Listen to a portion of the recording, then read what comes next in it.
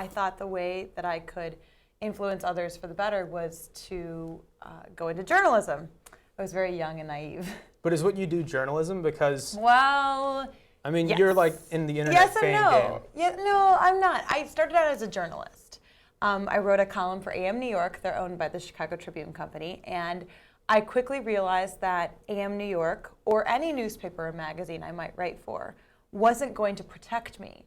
They weren't going to ensure that I had an income on which I could live.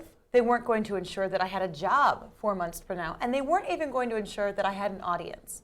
So I looked to the internet almost as, not almost. I looked to the internet as a distribution channel. And I also looked to the internet to allow me to cut out the middlemen, the people who were running the magazines, who also took in the ad dollars. So I went directly to the advertisers. I mean, this obviously took quite some time, and said, I have an audience, I have a product, content.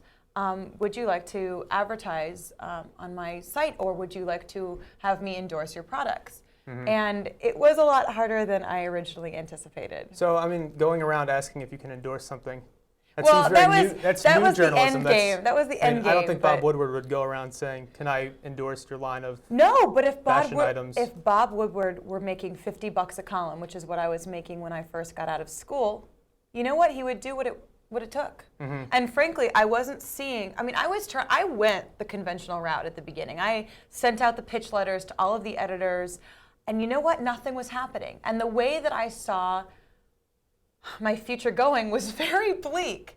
And so I thought, there is one way that I can ensure that I can publish what I want, I can make a living, and that was to become,